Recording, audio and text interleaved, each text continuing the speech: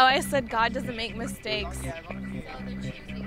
Exactly. Well, why do you think, since it's such a difficult thing to be in our society, to be homosexual, why do you think they would choose that? I don't know, they're probably messed up to begin with. Their parents didn't raise them in the Catholic Church or in a church at all.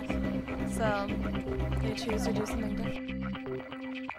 Welcome back. This is UIW TV, and you're watching The Fact of the Matter. I'm your host, Marie, and these are my co-hosts, Mamo and David. How you doing? How you doing?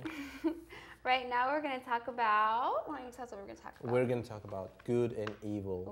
Ooh. Oh, yeah, I know. We actually, we're checking this magazine. What's the name of it? Entertainment Weekly? Entertainment Weekly.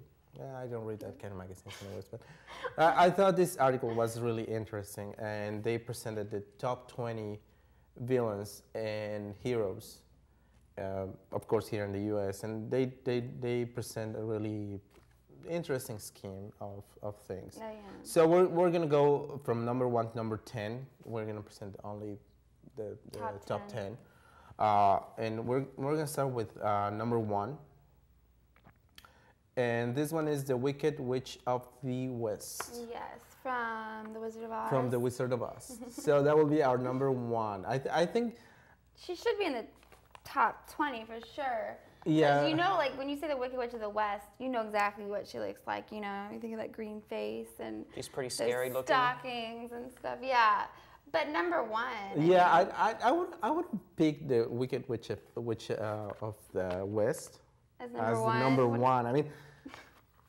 I'm not sure how they took the criteria to pick I think it had a lot to do with popularity. Probably. Because if you look at all the movies. I will say yes. It has to do with how popular the characters are. Because they had a reader's poll and it was a lot different. It was, you know, the reader's poll was like completely different. Totally different. Right. Yes. So anyways, so number 2 is Darth Vader. Darth Vader, which yes. I thought was, you know, he obviously should be in the top 5, but, you know, I think that would have been a better choice for number 1. That was a good Star Wars character too. Yeah. Yeah, I know. That's why I would have picked like for number 1. Right. So Darth Vader, Anakin going bad.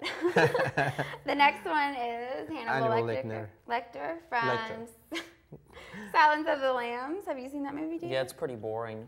You don't like it? No. You don't like the silent. Okay. Wow. You're not my friend Okay. anymore. Well, anyway, I think he's a good one too, but I don't know if I'd agree with the top 3.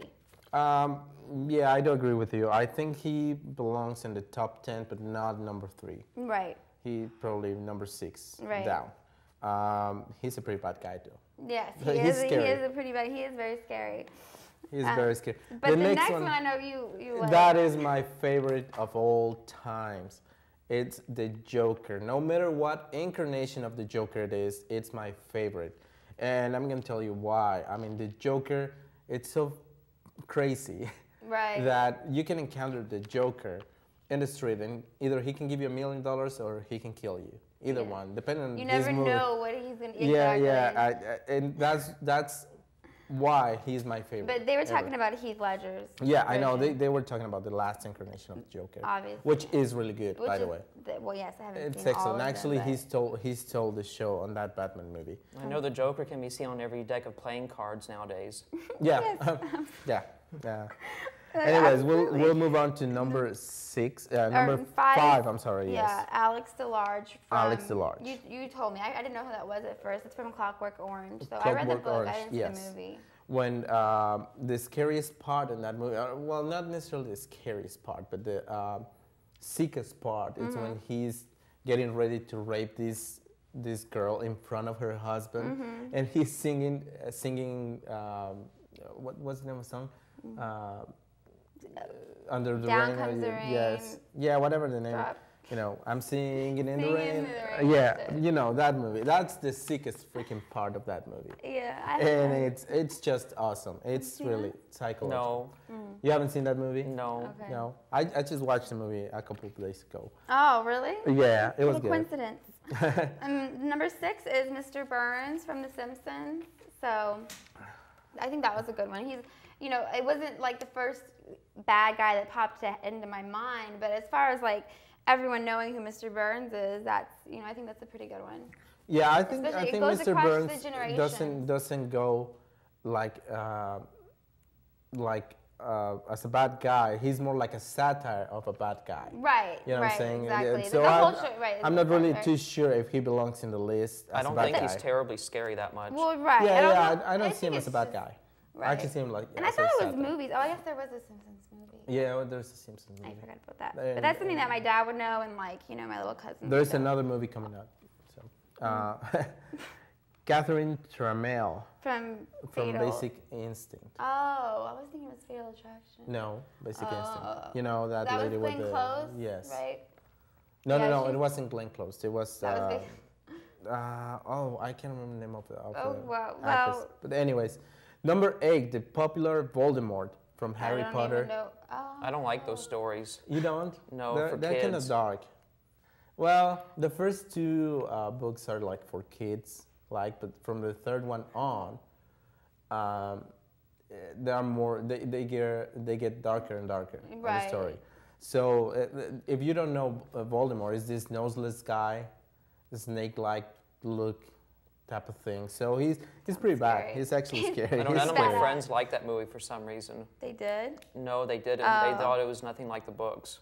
No, it is. It is not like the books. They were The mad. movies are not like the books. But, anyways, number 9 will be our favorite Dracula, Yeah. Count Dracula. And Which I'm not Dracula really. were they talking about? I'm not really sure which think it incarnation was of the Dracula. oldest. There's like This 20 one. different versions, I think. Yeah, I know. I think they were talking about A black and white one. the Nosferatu The movie one, the silent one. movie. Yeah, I saw that one in one of my classes. They use special effects for that, Yeah, and it was at like the time it like cutting blew edge. everyone away. Mhm, Yeah, yes. but it's still. I mean, like that was a scary Dracula. Yeah, I I mean, mean, considering the wasn't- time, People don't and the appreciate period of time. silent movies anymore. No, No, with all the special effects that are going on and all the it's hard to kind of. It's CGA and stuff. Yeah, it's kind of hard to appreciate that.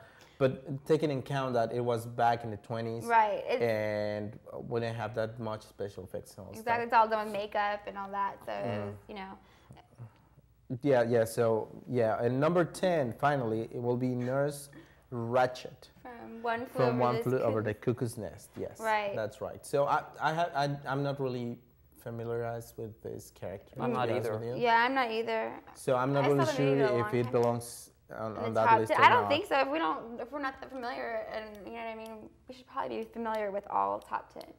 Yeah, You'd think. you will think. Even though the list may not be all that credible, though. Well, you're Well, right. but remember, this is not our list. And we don't know what the criteria were with how they Yes, chose. so this is for the magazine. But anyways, we'll be back with the top 10 heroes. Sorry. Swine flu. With the top 10 heroes, but before we'll go back to our question of the day. What do you think about gay marriage?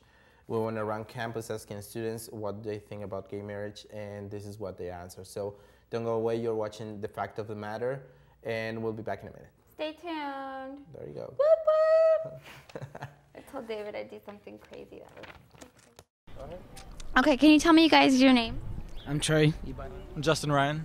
And how do you guys feel about gay marriage? Regardless of gender, I think you have the right to love whoever you want. So that's where I stand.